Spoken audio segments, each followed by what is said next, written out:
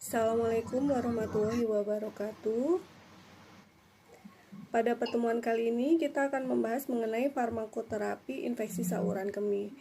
Infeksi saluran kemih ini merupakan salah satu penyakit yang sering terjadi di masyarakat. Adalah gambaran sistem urinaria pada manusia yang terdiri dari ginjal, ureter, kandung kemih atau vesika urinaria dan uretra.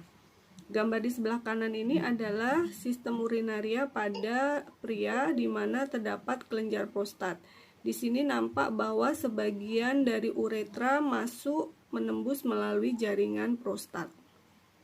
Infeksi saluran kemih dibedakan menjadi dua, yaitu bagian atas dan bagian bawah. Yang termasuk bagian atas adalah pyelonefritis. Pyelonefritis adalah infeksi pada jaringan ginjal dan sistem kolektifusnya. Biasanya ditandai dengan demam, mual muntah, nyeri pinggang, dan gangguan saat berkemih seperti frekuensi, urgensi, hesitasi, ataupun rasa nyeri saat berkemih. Pada pemeriksaan fisik ditemukan nyeri ketok costovertebra. Sedangkan infeksi bagian bawah antara lain uretritis, sistitis, dan khusus pada pria ada prostatitis. Uretritis adalah radang pada uretra, sistitis adalah radang pada vesika urinaria, dan prostatitis adalah radang pada jaringan prostat. Biasanya pada pemeriksaan rektal tuse akan ditemukan pembesaran prostat dengan nyeri tekan. Selanjutnya, untuk menentukan terapi pada infeksi saluran kemih perlu dicari ada atau tidaknya komplikasi. Yang dimaksud dengan non-komplikasi adalah pasien sistitis atau pyelonefritis yang secara umum sehat, wanita tidak hamil, imunokompeten, tidak mempunyai gangguan struktur anatomis ataupun neurologis yang menyebabkan gangguan fungsi ekskresi ginjal, kemudian tidak ada gejala sistemik. Sedangkan yang disebut komplikasi apabila ditemukan adanya kelainan struktur anatomis atau fungsional pada ginjal, kemudian adanya manipulasi pada sistem ginjal seperti pemasangan kateter ataupun biopsi prostat pada pasien dengan imunokompromis dan pada pasien yang mempunyai penyakit komorbid lainnya. Penyebab infeksi saluran kemih sebagian besar disebabkan oleh kuman Escherichia coli, yaitu sebanyak 75 hingga 95% kasus. Akan tetapi dapat juga disebabkan oleh bakteri lainnya seperti Staphylococcus saproticus, Klebsiella pneumoniae, kemudian spesies Proteus, Pseudomonas aeruginosa, spesies Enterococcus, bakteri ataupun organisme lainnya. Berikut adalah gambaran patogenesis infeksi saluran kemih yang disebabkan oleh bakteri E. coli. E. coli adalah bakteri yang biasa terdapat di saluran cerna. E. coli ini dapat berpindah dari daerah rektum ke daerah mukosa periuretra, yang kemudian dia berkolonisasi di sana. Pada kondisi tertentu bisa menyebabkan uretritis. E. coli ini kemudian dia dapat naik ke kandung kemih. E. coli mempunyai molekul adesif yang disebut pefimbre yang dapat berikatan dengan reseptor pada permukaan sel kandung kemih. Pada kondisi tertentu, sebagai contoh misalnya imunokompromis atau faktor lainnya, E. coli ini akan dapat bermultiplikasi dengan cepat sehingga akan menimbulkan infeksi pada kandung kemih yang disebut sistitis. Berikut adalah gambaran penyebaran infeksi saluran kemih. Penyebaran dapat melalui dua jalur. Yang pertama adalah penyebaran infeksi dari bagian bawah menuju ke bagian atas. Yang kedua bisa melalui jalur hematogen. Prinsip farmakoterapi infeksi saluran kemih yang pertama harus diberikan antibiotik. Adapun setiap jenis infeksi saluran kemih perlu diperhatikan jenis antibiotiknya, dosisnya, serta durasi pemberiannya. Kemudian pasien dapat juga diberikan obat-obatan simptomatis untuk mengurangi gejala. Apabila pasien mengeluhkan dysurea, dapat diberikan analgesik. Apabila terdapat demam, dapat diberikan antipiretik.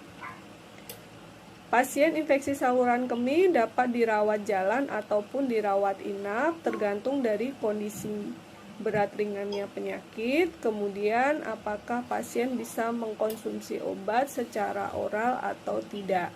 Apabila tidak bisa mengkonsumsi secara oral, ada baiknya pasien dirawat untuk memastikan masuknya obat ke dalam tubuh pasien. Selanjutnya, faktor-faktor apa saja yang menentukan pemilihan suatu antibiotik? Yang pertama adalah jenis infeksi saluran kemih yang diderita. Apakah uretritis, sistitis, prostatitis, atau pyelonefritis? Dan bagaimana sifatnya? Apakah akut atau kronis? Hal ini nanti akan menentukan jenis, dosis, dan durasi dari antibiotik yang diberikan. Selanjutnya adalah komplikasi, ada atau tidak komplikasi. Yang ketiga adalah ada atau tidak resistensi kuman. Apabila suatu antibiotik sudah diketahui bahwa dia menimbulkan resistensi pada persentase tertentu, maka antibiotik tersebut tidak lagi dapat diberikan untuk terapi ISK. Faktor yang keempat adalah kriteria faktor individual. Dalam hal ini ada atau tidak faktor-faktor yang menyebabkan kontraindikasi. Artinya antibiotik tersebut atau obat tersebut tidak dapat diberikan kepada pasien karena akan menimbulkan hal-hal yang membahayakan bagi tubuh pasien. Berikut adalah faktor-faktor individual yang harus ditanyakan atau disampaikan terkait pemberian suatu antibiotik. Yang pertama adalah status alergi. Kita tanyakan apakah pasien mempunyai alergi terhadap suatu antibiotik tertentu. Sebagai contoh, biasanya yang sering menyebabkan alergi adalah golongan sulfa atau golongan beta-laktam. Apabila pasien alergi terhadap golongan sulfa, ya berarti obat-obatan yang mempunyai struktur sulfa tidak dapat diberikan pada pasien tersebut karena apabila diberikan dapat menyebabkan reaksi alergi. Berikutnya adalah efek samping. Kita sampaikan efek samping yang kemungkinan dapat ditimbulkan dari pemberian antibiotik yang telah kita pilih. Nah, hal ini hubungannya dengan tolerabilitas terhadap obat. Apakah efek samping tadi bisa diterima oleh pasien? Karena pada beberapa pasien efek samping tersebut bisa mempengaruhi aktivitas sehari-hari pasien, bahkan bisa membahayakan. Kemudian riwayat hospitalisasi. Apakah dalam waktu sekitar 3 bulan terakhir pasien ini mendapatkan rawat inap dalam jangka waktu yang lumayan lama. Hal ini tentu saja akan memberikan perkiraan kira-kira kuman penyebabnya apakah berasal dari rumah sakit atau berasal dari community. Kalau berasal dari rumah sakit berarti infeksi nosokomial, kuman-kumannya, pola kuman penyebabnya akan berbeda dengan pola kuman penyebab ISK yang community. Kemudian kita tanyakan ada atau tidaknya penyakit komorbid seperti penyakit-penyakit yang dapat menurunkan sistem imun atau penyakit lainnya yang bisa mempengaruhi dari fungsi ginjal. Yang terakhir adalah riwayat pemakaian antibiotik sebelumnya. Pada pasien yang sering menggunakan antibiotik, maka perlu diwaspadai adanya kemungkinan resistensi bakteri terhadap antibiotik yang biasa dipakai. Kasus pertama yang akan kita bahas adalah sistitis akut tanpa komplikasi. Antibiotik lini pertama yang dapat diberikan adalah yang pertama nitrofurantoin. Dosis yang diberikan adalah 100 mg 2 kali sehari sesudah makan selama 5 hari. Berikutnya adalah kombinasi trimertoprin dan sulfamethoxazole dosis 160 per 800 mg 2 kali sehari selama 3 hari. Pilihan yang ketiga adalah fosfomisin. Ini tersedia dalam bentuk saset yang berisi 3 gram, diberikan cukup single dose, yaitu 1 kali minum saja. Pilihan yang keempat yaitu pivmeselinam, tetapi mungkin tidak semua negara ada obat ini. Dosis yang diberikan adalah 400 mg 2 kali sehari selama 3-7 hari. Pada kasus sistitis akut non komplikasi di mana lini pertama sudah ada bukti terjadi resistensi atau adanya pemakaian antibiotik lini pertama yang menimbulkan rekurensi, maka pada pasien ini dapat diberikan antibiotik lini kedua. Beberapa contoh antibiotik yang dapat diberikan sebagai lini kedua adalah golongan fluoroquinolone. Sebagai contoh misalnya ciprofloxacin 250 hingga 500 mg 2 kali sehari, atau levofloxacin 250 mg cukup diberikan 1 kali sehari. Masing-masing diberikan selama durasi 3 hari. Atau apabila misalnya ada kontraindikasi pemakaian fluoroquinolone, maka dapat diberikan golongan beta-laktam oral. Sebagai contoh golongan penisilin yaitu amoxicillin asam clavulanat 500 mg 2 kali sehari, atau golongan cefalosporin sebagai contoh cefodoxim 100 mg 2 kali sehari, atau cefdinib 300 mg 2 kali sehari, atau cefadroxil 500 mg 2 kali sehari. Masing-masing diberikan dengan durasi 3-7 hari tergantung dari berat ringannya ISK. Kasus berikutnya adalah sistitis akut dengan komplikasi. Farmakoterapi yang diberikan pada kasus ini sebaiknya sesuai dengan hasil kultur urin dan tes sensitivitas untuk menentukan antibiotik spektrum sempit sesuai dengan jenis bakteri penyebab. Selama menunggu hasil kultur urin dan tes sensitivitas dapat diberikan antibiotik empiris. Ini sebagai contoh misalnya fluoroquinolone dapat diberikan ciprofloxacin 500 mg 2 kali sehari minimal 7 hari, atau levofloxacin 500 mg 1 kali sehari minimal 7 hari, atau dapat juga diberikan levofloxacin 750 mg 1 kali sehari minimal 5 hari. Nah, antibiotik empiris ini dapat berbeda antara satu daerah dengan daerah lain disesuaikan dengan profil resistensi kuman terhadap suatu antibiotik. Yang perlu diingat di sini bahwa kasus sistitis akut dengan komplikasi tidak dapat diberikan nitrofurantoin dan fosfomisin. Kasus berikutnya adalah prostatitis akut. Jadi prostatitis akut ini hanya akan diderita oleh laki-laki. Bagaimana pemilihan antibiotik untuk kasus ini? Yang pertama yang harus diperhatikan, kita harus memilih antibiotik yang dapat berpenetrasi baik ke jaringan prostat. Nah, beberapa literatur menyebutkan bahwa antibiotik dengan pKa tinggi dan lipofilisitas tinggi itu mempunyai daya penetrasi yang cukup baik ke jaringan prostat. Sebagai contoh, obat-obatan yang mempunyai daya penetrasi baik ke jaringan prostat antara lain golongan fluoroquinolone, tetrasiklin, macrolide, dan trimetopin. Akan tetapi yang perlu diingat bahwa pada kondisi inflamasi akut, sebagian besar antibiotik dapat penetrasi ke prostat. Hal ini disebabkan karena adanya pelebaran pembuluh darah. Sehingga apabila pasien tidak bisa diberikan keempat obat tadi, bisa diberikan obat lainnya yang dianggap masih sensitif untuk dugaan bakteri penyebab. Tetapi yang terkecuali adalah nitrofurantoin tidak dapat diberikan untuk kasus ini.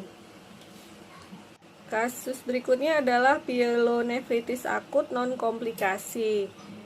Jadi pada kasus ini juga harus dilakukan kultur urin dan tes sensitivitas terlebih dahulu untuk menentukan antibiotik spektrum sempit sesuai dengan jenis bakteri penyebab yang masih sensitif.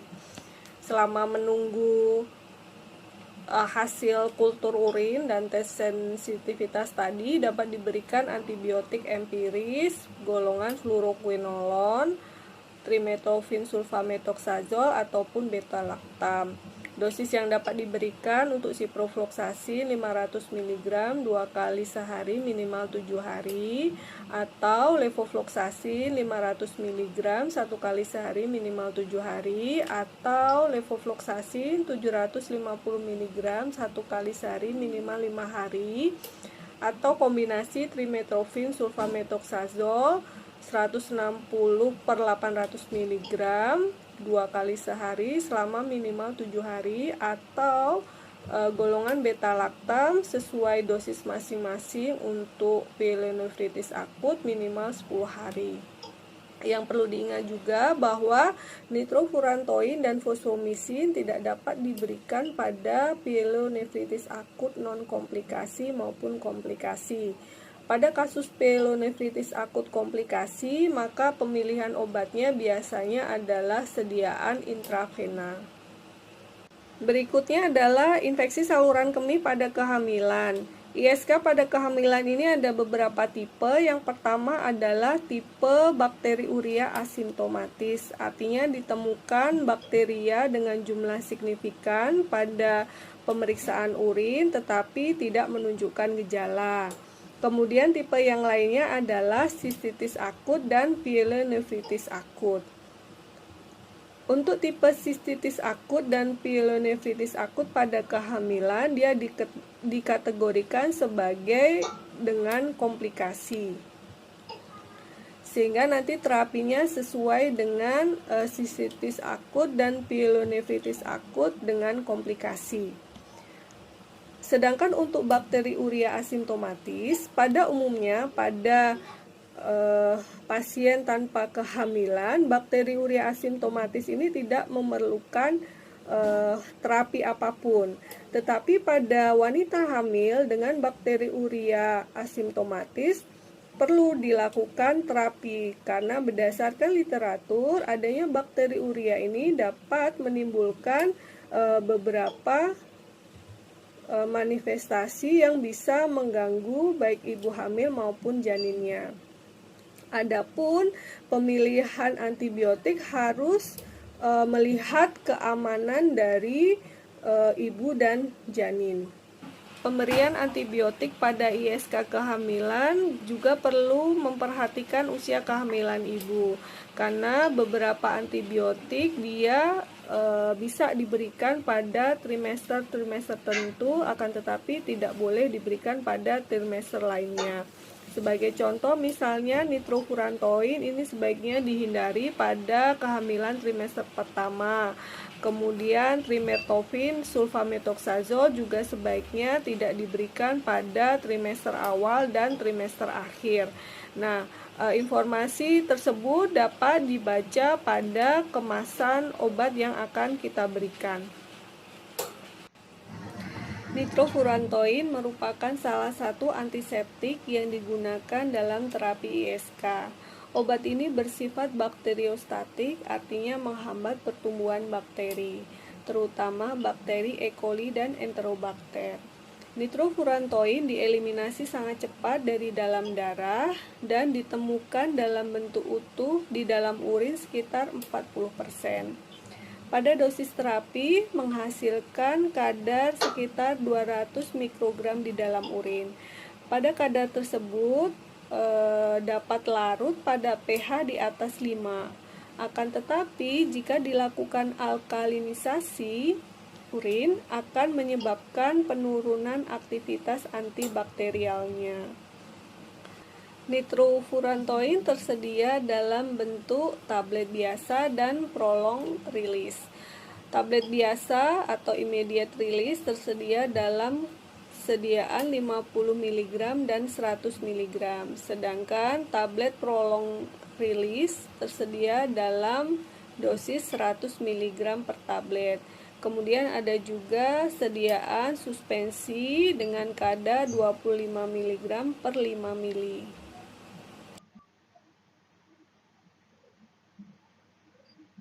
Efek samping dari konsumsi nitrofurantoin yang paling sering adalah gangguan saluran cerna seperti mual, muntah, ataupun nyeri perut.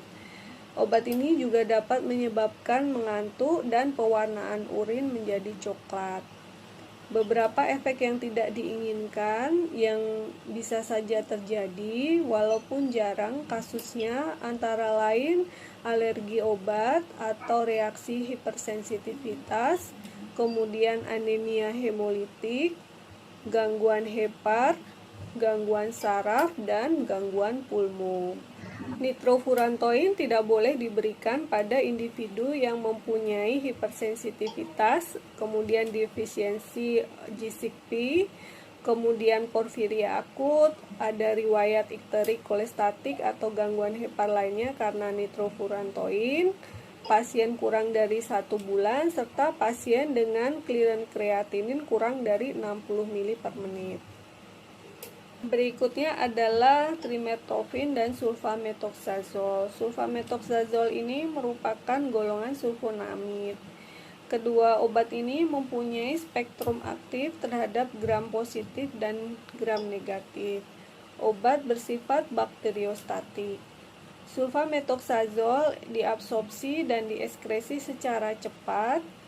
Kadar di ginjal lebih tinggi dibandingkan kadar di dalam darah, sehingga bersifat bakterisidal. Akan tetapi obat ini tidak soluble di dalam urin sehingga dapat terbentuk kristal. Untuk mengurangi risiko terjadinya kristal, pasien dianjurkan untuk meminum air putih yang banyak dan tidak. Kedua obat ini bekerja dengan cara menghambat enzim dehidrofolik asid reduktase yang digunakan sebagai katalis sintesis asam folat di dalam bakteri.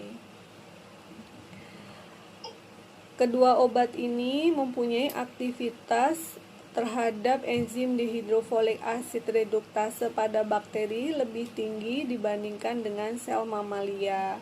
Sehingga walaupun obat ini dapat mengganggu sintesis asam folat di manusia, akan tetapi apabila asupan asam folat selama kehamilan tercukupi, maka tidak akan menyebabkan gangguan yang bermakna. Kombinasi kedua obat bersifat bakterisidal. Efek samping yang dapat terjadi akibat pemakaian obat trimetofin sulfamethoxazole ini antara lain anemia megaloblastik akibat hambatan sintesis asam folat, kemudian leukopenia, agranulositopenia, gangguan saluran cerna, gangguan ginjal, gangguan saraf, vaskulitis ataupun demam.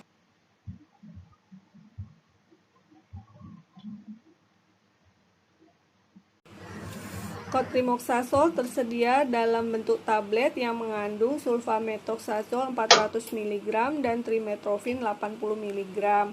Kemudian ada juga tablet forte di mana kandungan kedua obat adalah 2 kali lipat dari tablet biasa. Kemudian ada juga sediaan suspensi yang mengandung sulfamethoxazole 200 mg per 5 mili dan trimetofin 40 mg per 5 mili. Kemudian ada juga sediaan suspensi forte dengan kandungan 2 kali lipat dari suspensi biasa. Kontraindikasi trimetofin dan sulfamethoxazole antara lain tidak boleh diberikan pada pasien dengan gangguan hepar, kemudian pada neonatus, pada pasien dengan gangguan anemia megaloblastik, kemudian pada pasien dengan clearance kreatinin, kurang dari 15 ml per menit juga tidak boleh diberikan. Kemudian pada pasien yang mendapatkan terapi infeksi Streptococcus beta hemolyticus grup A, kemudian juga tidak boleh diberikan pada pasien yang sedang mengkonsumsi clozapine. Fosfomisin adalah antibiotik yang bekerja pada dinding sel bakteri dengan cara menghambat sintesis prekursor peptidoglikan, yaitu N-asetilmuramik asid. Fosfomisin tersedia dua sediaan, yaitu dalam sediaan oral dalam bentuk fosfomisin trometamin dan sediaan injeksi intravena dalam bentuk fosfomisin disodium. Cara penggunaan fosfomisin oral dengan melarutkan isi saset sebanyak 3 gram dengan air biasa sekitar 90 hingga 125 ml. Jangan menggunakan air panas. Kemudian untuk sediaan injeksi dengan cara melarutkan 2 gram dalam 50 ml larutan water for injection, atau bisa juga menggunakan glukosa 5% atau 10%. Atau pada sediaan 8 gram dapat dilarutkan dengan volume 200 ml. Pada pasien dengan gangguan ginjal tidak diperlukan penyesuaian dosis fosfomisin. Paling sering efek samping yang dikeluhkan adalah gangguan saluran cerna. Dalam kategori B, pada uji klinis fosfomisin melibatkan ibu hamil, terutama trimester 2 dan 3, tidak ditemukan adanya tanda-tanda kelainan kongenital pada janin. Pivmiselinam ditemukan sekitar tahun 70-an. Obat ini merupakan pivaloisometil ester dari metisilinam. Obat ini dibandingkan dengan metisilinam, dia lebih mudah diabsorpsi di saluran cerna. Setelah diabsorpsi, obat ini akan mengalami reaksi enzimatis sehingga mengeluarkan zat aktif antibakterialnya, yaitu mesilinam. Obat ini terdistribusi luas dengan kadar tertinggi di ginjal, hepat, dan paru, sedikit ke plasenta dan ASI. Obat ini juga diekskresikan ke kandung empedu dengan kadar yang lebih tinggi daripada di dalam darah. Obat ini mempunyai efektivitas tinggi terhadap kuman gram negatif. Antibiotik ini lebih stabil terhadap beta-laktamase dibandingkan dengan ampicillin, sehingga untuk kuman dengan ESBL atau extended spectrum beta-laktamase dia lebih efektif. Mekanisme kerja mesilinam dengan cara menghambat dinding sel bakteri, akan tetapi mekanisme molekulernya belum diketahui secara pasti. Kemungkinan obat ini berikatan pada penisilin binding protein 2 di dinding sel bakteri gram negatif. Obat ini tidak mengganggu flora normal tubuh. Obat pivmesilinam dikontraindikasikan untuk pasien yang mempunyai hipersensitivitas terhadap golongan beta-laktam dan penderita porfiria. Terjadi interaksi obat dengan pivmesilinam apabila digunakan secara bersama-sama. Beberapa di antaranya adalah probenecid. Pemberian probenecid dan pivmesilinam secara bersamaan dapat memperpanjang waktu paruh dari pivmesilinam, sehingga pivmesilinam akan lebih lama berada di dalam tubuh. Kemudian dengan antikoagulan dapat menyebabkan pemanjangan perdarahan. Kemudian pivmesilinam ini juga dapat menurunkan efikasi dari kontrasepsi oral. Penggunaannya bersamaan dengan valproat dapat meningkatkan risiko defisiensi karnitin. Golongan beta-lactam dibagi menjadi golongan penisilin, cefalosporin, karbapenam, dan monobactam. Salah satu obat golongan penisilin yang digunakan dalam terapi ISK adalah amoxicillin clavulanat. Kemudian yang termasuk dalam golongan cefalosporin, sampai saat ini cefalosporin ada 5 generasi, yaitu generasi 1, 2, 3, 4, dan 5. Generasi 1 dia lebih efektif untuk gram positif.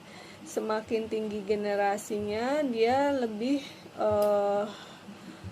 sensitif terhadap gram negatif. Sebagai contoh, generasi 1 adalah cefazolin, cefalotin, cefavirin, cefradin, cefadroxil, dan cefalexin. Jadi generasi 1 ini hampir semua kuman kokus gram positif dan beberapa gram negatif. Kemudian generasi kedua contohnya adalah cefuroxim dan cefprozil. Generasi kedua ini mempunyai efektivitas terhadap gram negatif lebih baik daripada generasi pertama. Generasi ketiga contohnya cefotaxim, ceftazidime, esefdinir, ceftriaxone, cefpodoxim, dan cefixim. Dia mempunyai efektivitas terhadap gram positif lebih sedikit, tetapi efektivitas terhadap gram negatifnya dia lebih luas. Generasi 4 contohnya cefepim, di mana dia mempunyai spektrum terhadap bakteri yang sama dengan generasi ketiga, tetapi mempunyai tambahan yaitu efektif terhadap bakteri gram negatif dengan beta-laktamase. Yang terakhir adalah generasi kelima. Dia mempunyai spektrum luas untuk gram negatif dan gram positif, khususnya untuk bakteri methicillin resistensi Staphylococcus atau MRSA dan penicillin resisten pneumococcus. Golongan fluoroquinolon adalah antibiotik dengan mekanisme kerja menghambat DNA girase, yaitu suatu enzim yang dibutuhkan untuk proses replikasi DNA bakteri. Terdapat 4 generasi, yaitu generasi 1, 2, 3, dan 4. Sebagai contoh dari generasi 1 adalah nalidixic acid dan sinosasin. Generasi 1 ini efektif untuk gram negatif. Kemudian generasi kedua adalah norflosasin, lomeflosasin, enosasin, oflosasin, dan ciproflosasin. Generasi 2 mempunyai efektivitas tambahan untuk Pseudomonas aeruginosa. Absorpsinya sangat baik ke tulang sehingga dapat juga digunakan untuk infeksi tulang. Kemudian untuk ofloxacin mempunyai efektivitas yang paling baik untuk Chlamydia trachomatis. Berikutnya contoh dari generasi ketiga adalah levofloxacin, sparfloxacin, gatifloxacin, dan movifloxacin.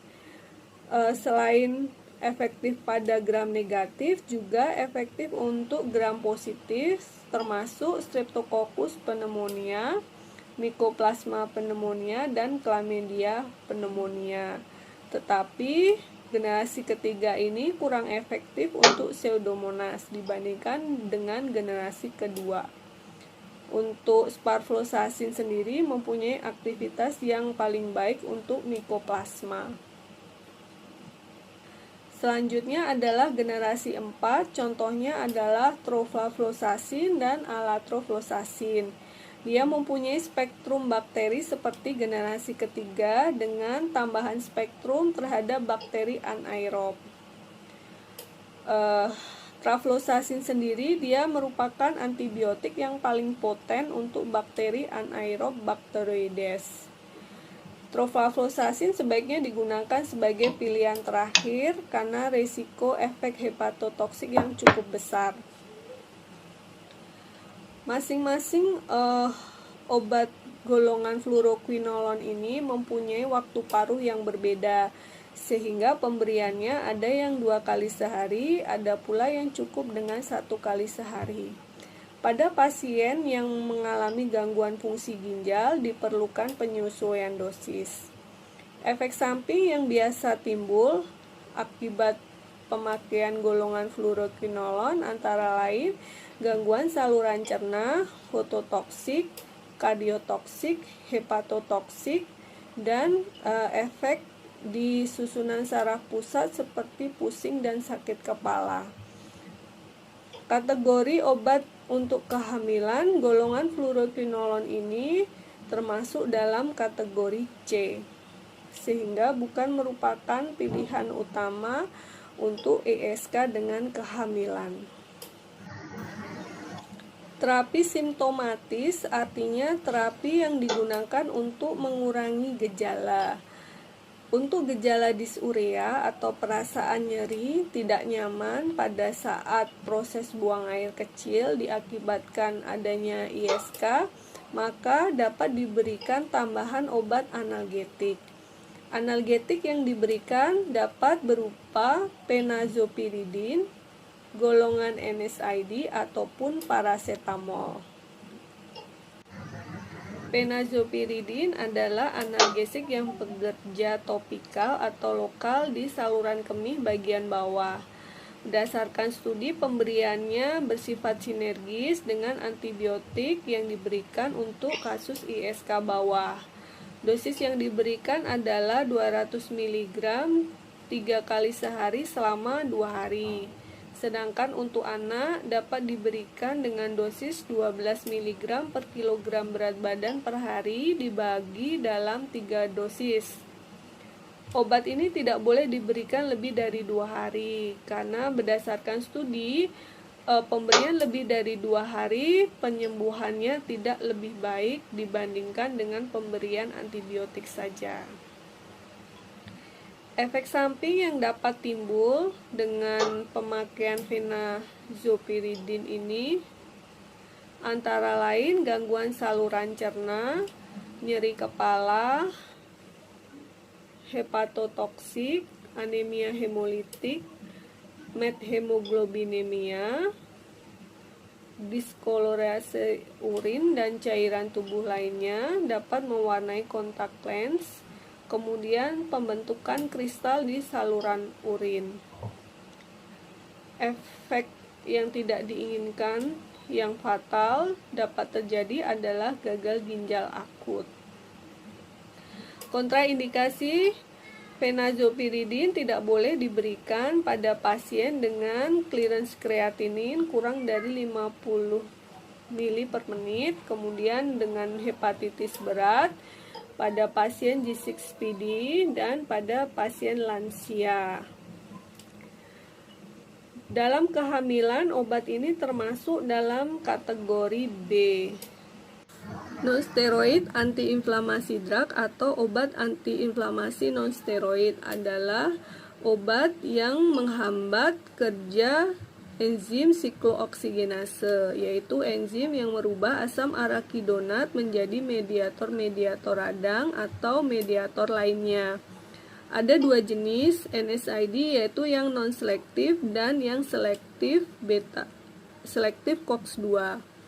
Yang non-selektif berarti dia menghambat COX-1 dan COX-2. Anggota dari non-selektif ini lebih banyak dibandingkan dengan yang selektif COX-2. Tidak semua NSAID dapat digunakan untuk terapi dysuria karena beberapa obat tidak sesuai digunakan untuk terapi dysuria. Obat yang biasa digunakan untuk terapi dysuria adalah ibuprofen dengan dosis 200 sampai 400 mg tiap 4 sampai 6 jam dengan dosis maksimal 1200 mg per hari. NSAID ini selain efek analgetik dan antiinflamasi, beberapa di antaranya juga mempunyai efek antipiretik. Salah satunya adalah ibuprofen. Jadi ibuprofen ini dia mempunyai efek analgesik, antiinflamasi, dan antipiretik. Rekurensi atau kekambuhan bisa saja terjadi, di mana resikonya kekambuhan tentu saja akan lebih tinggi apabila dia mempunyai faktor predisposisi terjadinya rekurensi. Pada kasus sistitis akut non komplikasi dapat diberikan beberapa terapi pencegahan selain dari modifikasi pola hidup yang meningkatkan risiko terjadinya infeksi saluran kemih. Dapat juga diberikan terapi seperti demanosa, kemudian cranberry. Kemudian apabila pada pasien postmenopause juga dapat diberikan topical estrogen, kemudian probiotik ataupun oral imunostimulan. Sedangkan pemberian antibiotik sebagai pencegahan rekurensi merupakan pilihan terakhir apabila langkah-langkah sebelumnya gagal mengatasi rekurensi. Berikut beberapa antibiotik yang digunakan sebagai pencegahan rekurensi.